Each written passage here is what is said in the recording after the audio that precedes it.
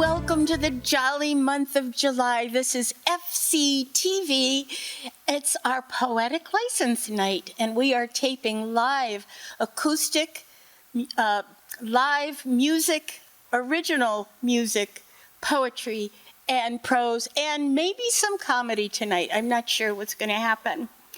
My name is Donna Shear. I'm so happy to be your host, and the theme tonight, suggested theme, is independence. I'm taking it as interdependence, so we've got a lot going on here. Personally, I love being part of FCTV, and if you're wondering why, I'm going to read you a few of the reasons from their message. FCTV members and staff produce programming that illuminates every aspect of our community. Political dialogue, documentaries, oral histories, scientific discoveries from Woods Hole, sporting events like the annual running of the Falmouth Road Race, which is coming up in this month, arts and entertainment, our local government at work, school events, and much, much more. It's a TV, however you get your Channel 6, it's worthwhile. There's one program that's very near and dear to my heart. It's called Falmouth is Cooking, and it's hosted by the culinary director of Highfield Hall and Gardens, Gail Blakely. She's been teaching cooking and writing about food for almost 30 years. She's best known as the longtime food writer for the Enterprise newspaper, where her column called Gourmets and Good Eaters is published weekly. If you're a foodie like I am, check it out at fctv.org. Okay, and now, performers, it's time to shine. We have 2, possibly 3 new performers. When they come to the mic, let's be sure to give them a royal welcome. Everyone has a 4+ time slot tonight. Thank you one and all for your participation. Thank you for being here. First up is Sue Beth Carlson and Chip Kramer. Can't wait to see what they have to say for us. So we were traveling through Pennsylvania recently, and we saw a road sign that said, "Approaching Normalville." The U.S. bombed Iran today, so I'm on my way. I'm on the road to Normalville, while I've still the chance to play.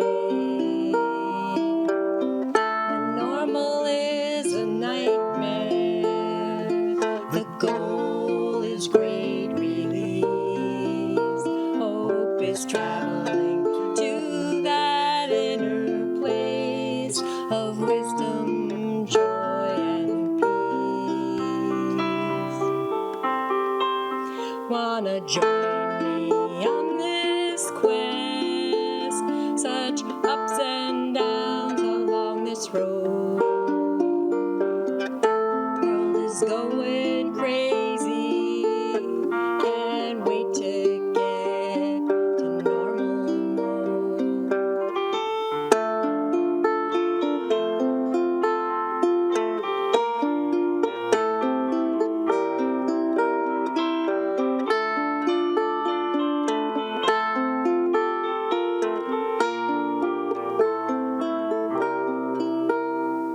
Then finally we arrived.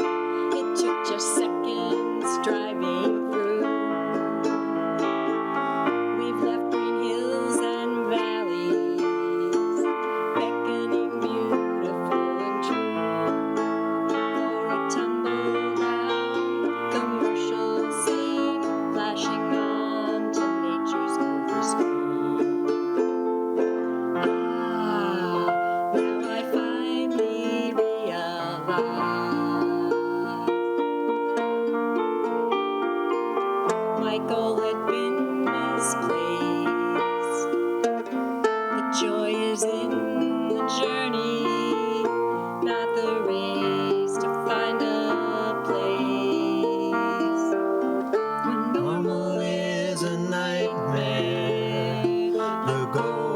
is great release. Hope is traveling to that inner place of wisdom, joy, and peace. When normal is a nightmare, the goal is great release. Hope is traveling to that inner place of wisdom, joy, and peace.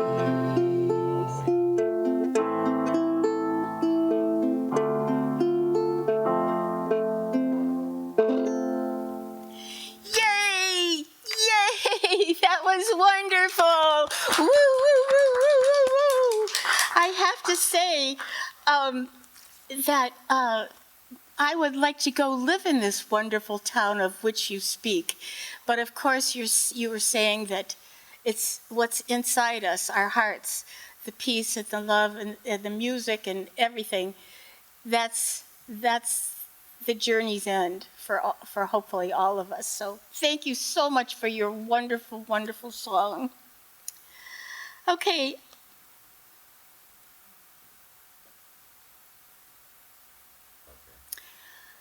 I'm going to start us off. Communication. At this moment in history, I believe the ability to communicate should take priority, but not just any communication. Honesty, clarity, and kindness. Also, listening with respect and an open mind is so important. I have a trilogy of poems, 3 poems. Well, of course, that's what a trilogy is. Each poem highlights a different perspective about an incident that you hear about in the first poem. So the first poem is called The Innocent, and it's based on a true story from my history. The Innocent. Privacy protects the delinquents who graffiti in pencil and ink on the walls and the stalls. As I move out from the toilet, older girls like a nest of rumors crowd around the sinks, painting their lips coral, rose, or cherry. They kiss the mirrors to create a garden of paired petals. Spotting a scapegoat, they ask, "Are you a good reader? Oh, we need to test you." Pointing to an unsmeared message, they pressure me to read it. I'm quick to decode the sentence until the final unknown word. Mary and Tommy like to fuck. What does that mean? Packing up their paints, the queen bee tosses, "Ask your mother," and they exit in a hive of excitement. My mother, rarely at a loss for words, turns scarlet, answers me in a hurried hush, It's what bad people do." Years later, I discover how wrong she was about this, and so many other things. And that's The Innocent. I'm going to read you the second poem and then save the last one until the end of the night. This one is called The Queen Bee and the Acolyte. The queen bee, the eyes of an Egyptian cat. One feral stare turns others to ice. Mean girls are not born, but molded through neglect. Chaos in the gilded home, criticism, parents who pull razor-sharp words from their quivers. Cow, imbecile, liar. She retches up self-loathing, slices her hidden skin, tosses nubs of lipstick and crumbs of favor to her acolytes, who the only ones who ever kneel before her.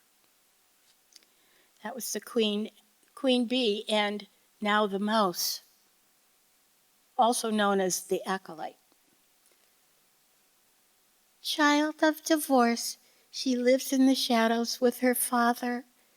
Fearful follower, naive drifter, plain-faced in the queen's presence, she writes to the janitor secret messages in the tiniest script on the bathroom wall.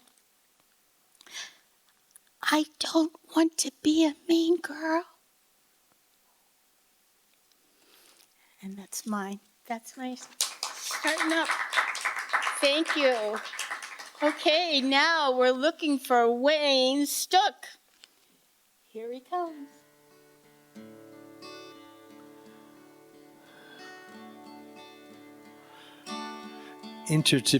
Interdependence to a U.S. citizen means no laws come down from a king or a queen or a dictator wearing a crown. So what has happened today in the USA 249 years later? Hi, I'm the chief executive,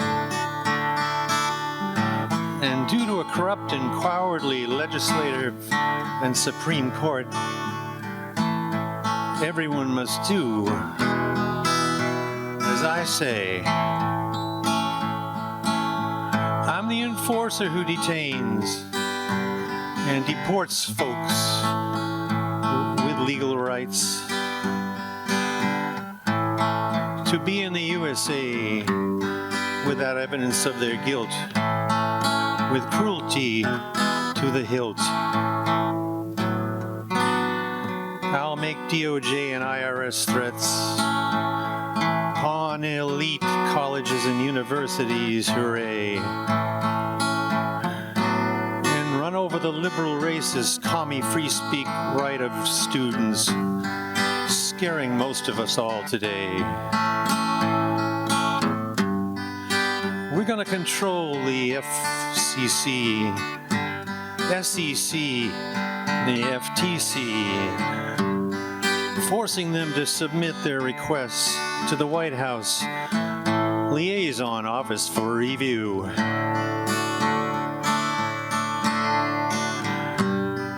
I gave Doge access to sensitive data and payments to buy Social Security, Medicare, and Medicaid, to stop paying unworthy recipients, all the dead ones, yep, those dead scumbags too.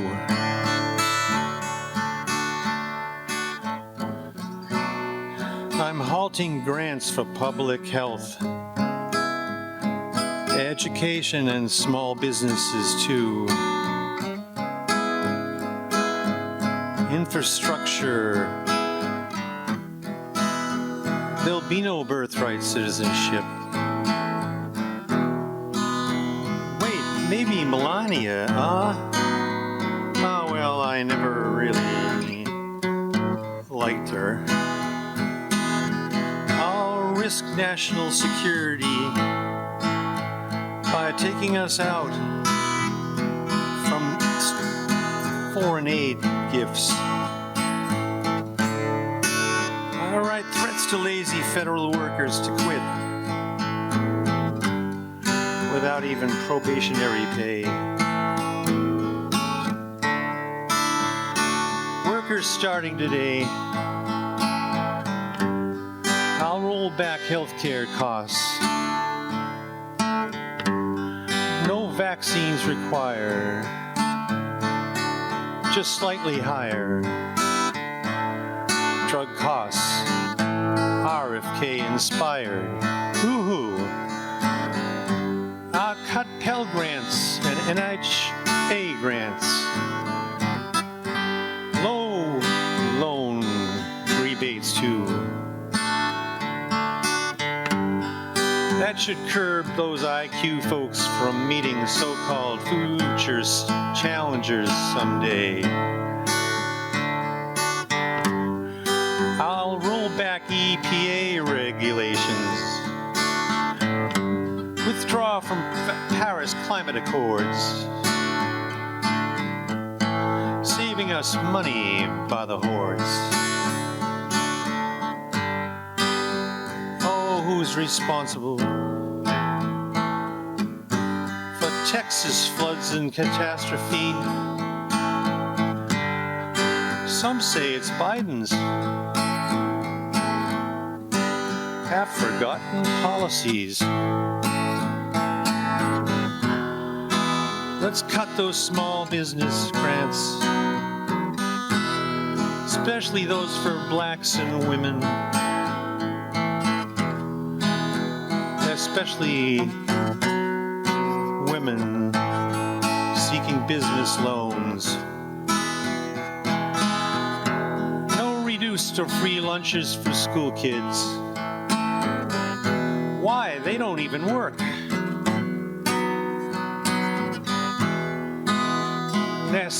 Next thing they'll ask for loans. What a bunch of jerks.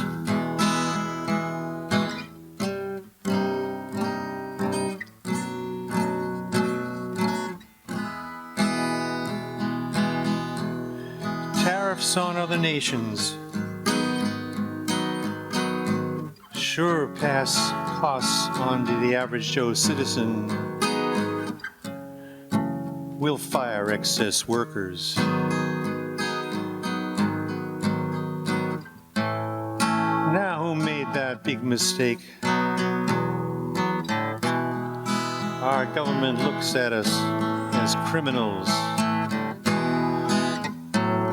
who take the take and take and take and take, while billionaires need another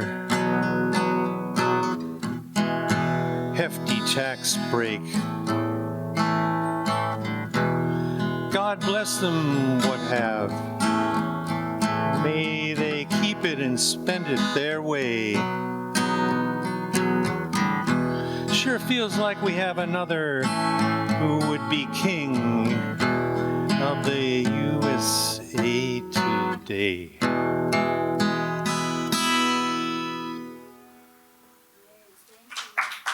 Thanks.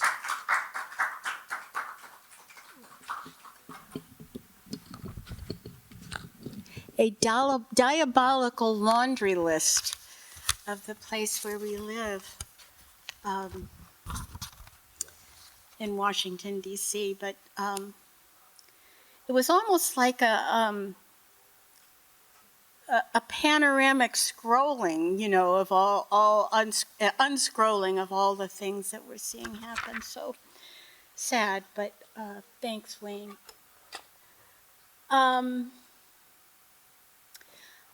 I'm sure this will be a slightly different take on things.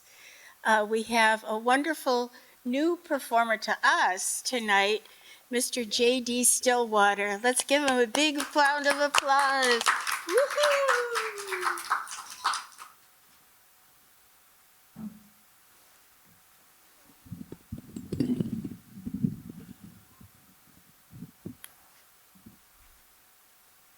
So I have 3 environmental poems to share, and then I'll end on a lighter note. And all 3 of these I wrote in 2019, and they, at this point, 6 years later, all of them seem kind of prophetic. So it may not be all that different from what you just heard. The first one's titled Long After. No, child, we knew.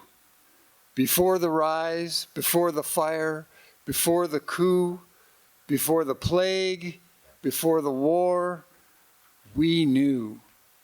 Hard to believe we could know and not do, but we knew. Second one is titled Enviroparalysis, and it gets at how it's very difficult for us in our society to not be part of the problem even as we also try to be part of the solution. Enviro paralysis. My house is on fire, flames through every window. My children are inside, though not yet screaming. My panic rises slowly, oh, so slowly in my liver. My eyes focus downward on the hose, on the bucket. My mind barely registers the tiny toy fire trucks. My back is inconveniently cold, even as my face burns. My hand grasps a small lump of coal I salvaged on my way out. My arm throws it on the fire because my back is still cold. My children begin to scream from inside the conflagration. My indignation flares at their selfish naivete. My God, do they think I am responsible for this? My leg kicks the empty bucket, a tantrum of frustration. My soul sinks into the soil, my sacred soil, like an oil spill.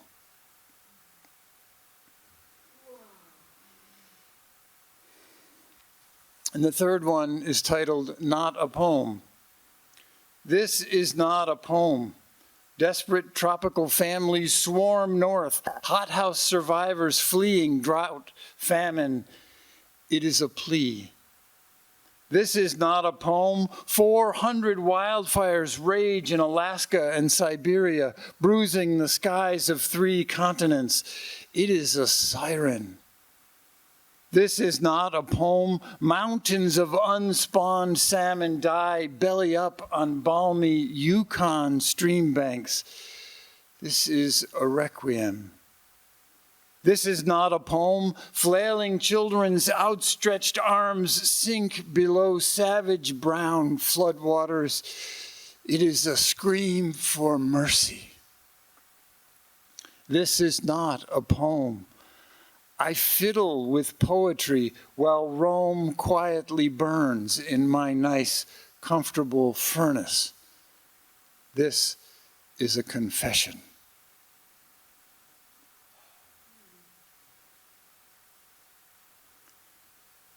And the last one, I'm a science ambassador. It's how I make my living. And so this one is a little more science related. It's called An Atom's Life.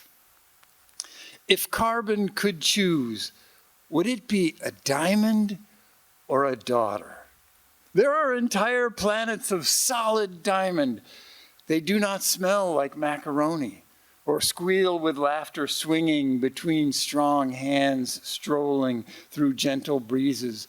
They do not cuddle under downy quilts for communion, cannot dance under hot, pregnant skies, their breath and sweat mingling into iron-rich ancestral soils. Yes, if iron could choose, there would be no asteroids. They would fall in swarms, rusty storms of shooting stars, each atom straining with aspiration to become blood-red hemoglobin, light-sensing retinol, muscular myoglobin of living motion, each atom coveting a chance to live, to bleed, to see the stars, and to reach for them in person.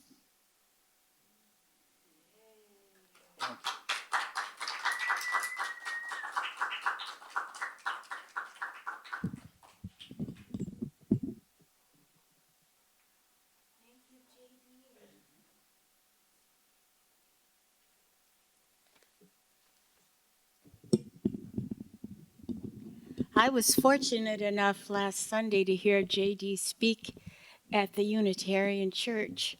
And so I knew his poems were going to be something special tonight, and they were.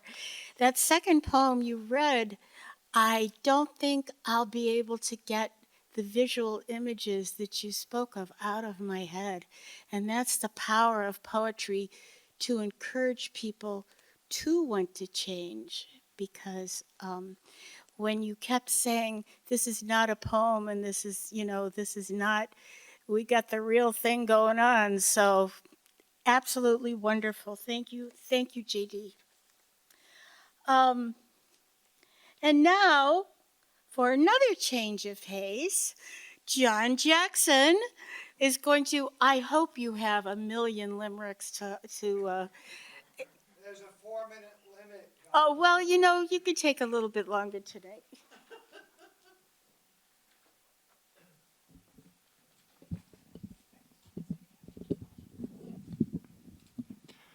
So I wonder how much overlap there is between what I'm going to say and what Wayne has already said. My name is John Jackson.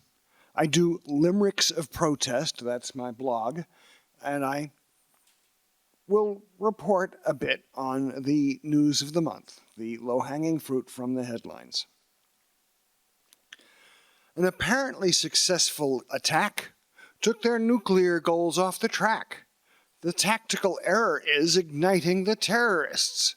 Who knows when Iran will strike back? Bombing a target by air obliterates whatever is there. With no boots on the ground, you can't know what was found. What if the target's not there? Trump's story, and they're standing tough. They're not sharing intelligence stuff. You don't need proof, just read Donald's truth. No intelligence, they don't have enough. To object to the Naga dreadnought, the Supreme Court majority said not. The Amendment 14th won't get any more teeth. Let's bring back the days of Dred Scott. Midnight Friday, keeping it stealthy. Big beautiful bill for the wealthy. The money is there when they got Medicare. Ironic, the whole thing's unhealthy. How much would you pay? Don't answer yet, was the ad on the television set. For cheap Ginsu knives, now it's for our lives, and we pay with the national debt. As democracy rides off in the dusk, and governments court out to the husk, one man gives voice to another bad choice. Are you ready for the party of Musk? By flattery, cajoling, and threats, whatever Trump wants, Trump gets. The big ugly bill just passed the hill. Speaker Johnson just aids and abets. Title, July 5th, every year. Most fireworks are made by the Chinese, which patriots set off as they please. They are quite proud. The explosions are loud, and we can't see them because of the trees. Miami, Florida, county of Dade, would like their elections delayed. Could this hesitation spread across the nation? Are voters' rights moving retrograde? Many dead in a Texas flash flood, buried by water and mud. You who insist weather is socialist, your hands are covered with blood. Taking your laces to faraway places.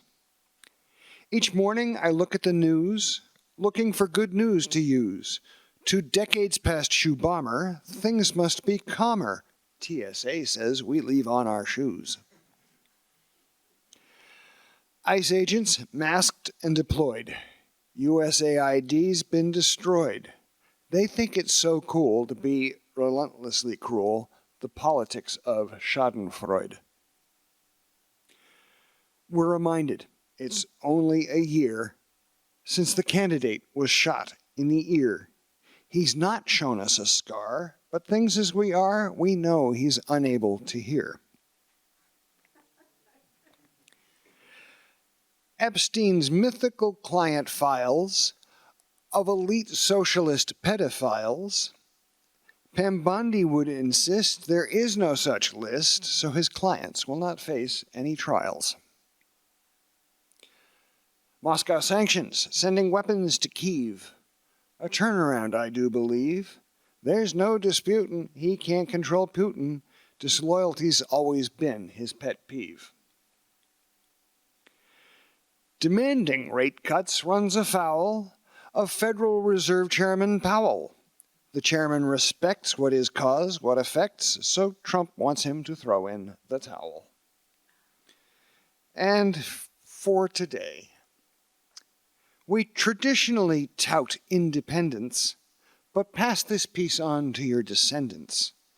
To be on your own, you are living alone. We all live in a state of dependence. Thank you.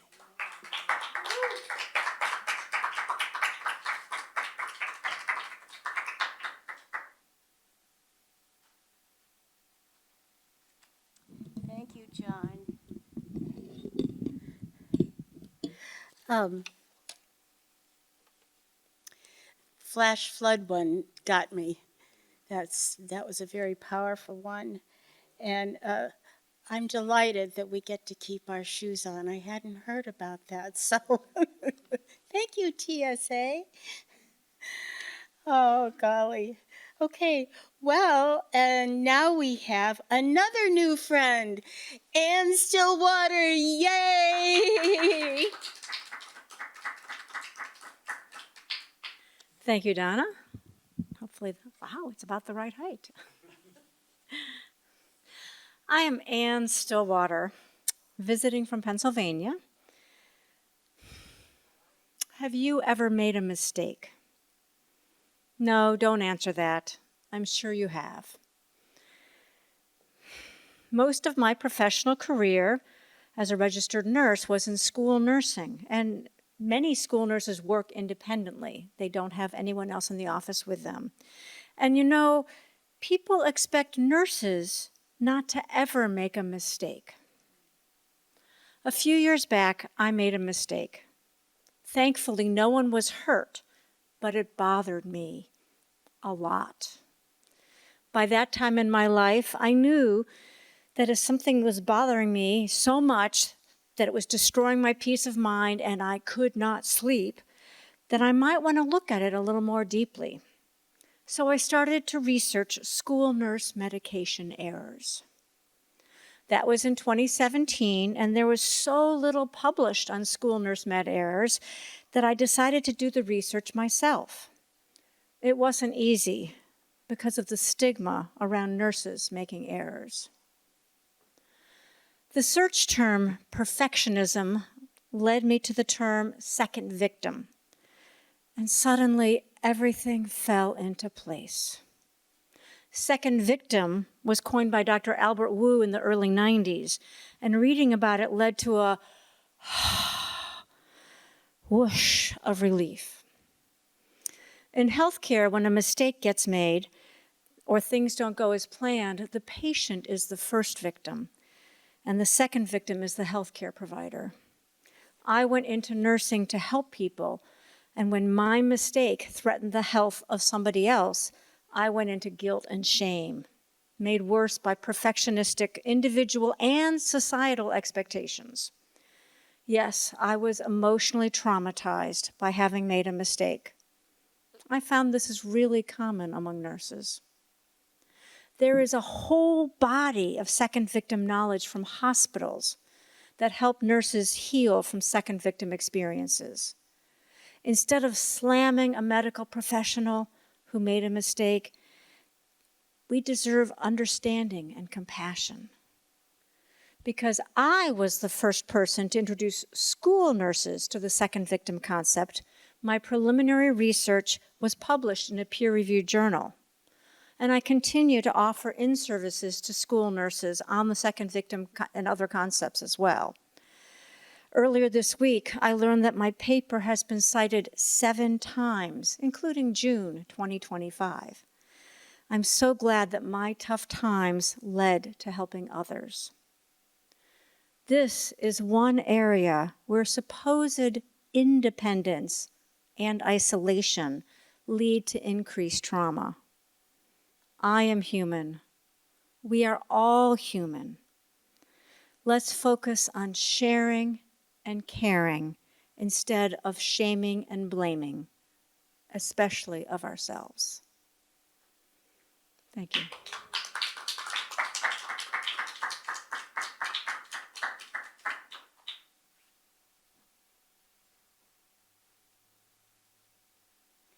and so beautifully said. Thank you. Nurses aren't supposed to make mistakes. Teachers aren't supposed to make mistakes either, and you know that's a that's a serious flaw in people's thinking. I love that, keeping the focus on sharing and caring. That's wonderful. So thank you for your share. And now, Miss Ellen Todd. I wonder, I wonder, I wonder.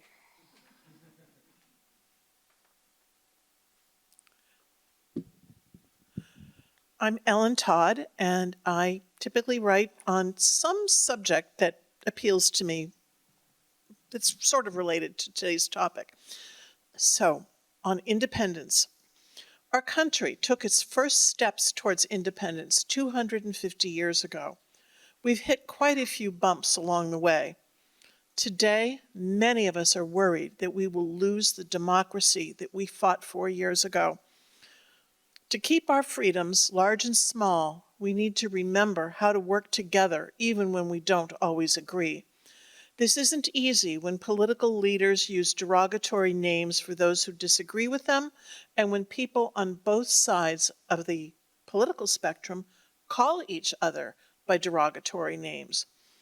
I recently listened to an interview between Johns Hopkins political science professor Yascha Mounk and Ursha Manji, who created the Moral Courage Project to teach young people how to speak truth to power.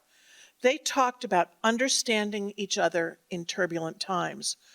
Urshad suggests that we listen to each other with respect and that we show vulnerability. Listening with respect rather than being judgy, as she put it, allows the other person to also listen with respect rather than digging in their heels. Showing vulnerability shows strength without arrogance, and it disarms others. She believes that this allows for true communication and allows us to stand our ground while finding common ground. I've had experiences that illustrated this and allowed me to understand people with different opinions. I'm going to share just two of those. In 2015, we drove across country to deliver some belongings to a son who had moved to Portland, Oregon. We spent a few nights at the Circle View Ranch in the Badlands. I highly recommend that place. The owners had a son who was homeschooled. That and other things hinted that they probably voted for Romney when we voted for Obama. On our last morning there, while thanking the host for the wonderful breakfast cooked by his wife, I asked him how it was to farm on land that looked challenging. He mentioned that he was in favor of some pending legislation that would protect farmers like him from things like overspray from neighboring ranches using Roundup or cross-pollination of GMO corn planted close to his fields. It turned out that this conservative farmer was also a pragmatist. He could get more money for organic produce than conventionally grown crops, and he welcomed legislation that some called too liberal. We didn't agree on everything, but with respectful conversation, we found our common ground. A few years later, in 2018, I took my mother to a memorial service in Ohio for her favorite and last cousin. One night, family gathered at a restaurant for dinner. I was seated near a second cousin whom I hadn't seen since I was 3 or 4. Despite our intentions to avoid politics, we went there. She and her husband had voted for Trump. I most definitely had not. We had a very rational conversation with all three of us, acknowledging that we could understand the other's reasons and that we even realized that some of our reasons were shared. We just had chosen different outcomes based on our reasons. Again, we found common ground. It might be harder today. I've recently been afraid to have these conversations, but I plan to start having conversations like this again, and I hope that I can have ongoing and repeat conversations with the same people and groups of people. Perhaps by talking respectfully enough, we can find enough common ground so that together we can ask the best for and of our country.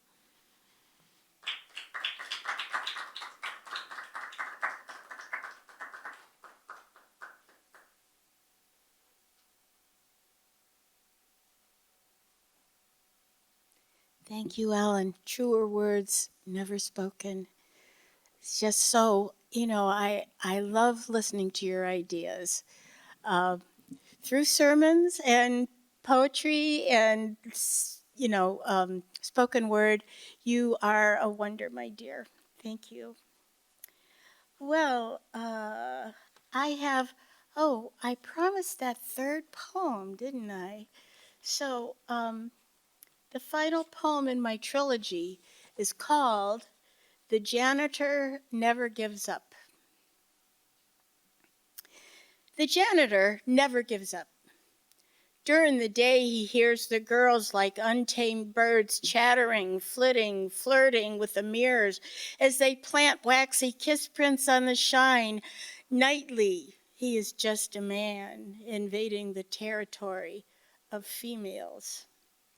His heart breaks to find cigarette butts and spent matches in the lavatory.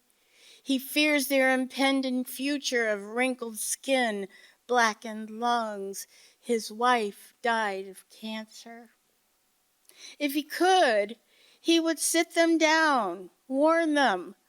Beware the Johnnies and the Joes, the backseat of cars, the persuasion of hormones running wild through your veins. But he is invisible to them. Instead, he scrubs the floors, scours the sinks and toilets to a gleam. Mindful of their freedom of expression, he edits their comments painted on the walls, omitting only the slurs and obscenities. Sponges around their heartfelt fears, tears, and worries. As for the mirrors, he knows other cleaners angered by the endless task who wash the mirrors with a filthy mop dripping with toilet water. This man cleans with special care, disinfectant, squirts of distilled water, benign wipe of the clean cotton towels brought from home. He hums in his rumbly throat, covers those carefree girls with his pristine prayers, and dreams of changing his job title from janitor to guardian.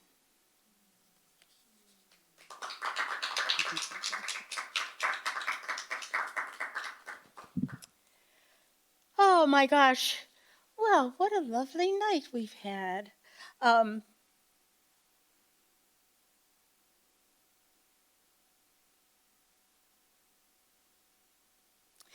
This edited performance will be shown on FCTV's Channel 6, Roku, and Apple TVs, as well as the FCTV YouTube channel. And if you would like to be a performer, please sign up for the next Poetic license, which will be on Thursday, August 21st. Go to the fctv.org website and search for Poetic license to register online. The suggested theme for August is, oh my, oh my, oh my, it's performer's choice, so whatever you want, that's what you got. Warm thanks to our producer, Tony Sedera, to our wonderful camera crew, and of course, to our kind and courageous performers. You once again leave us feeling like we have been visited by magic. So be well, dear friends, until we meet again.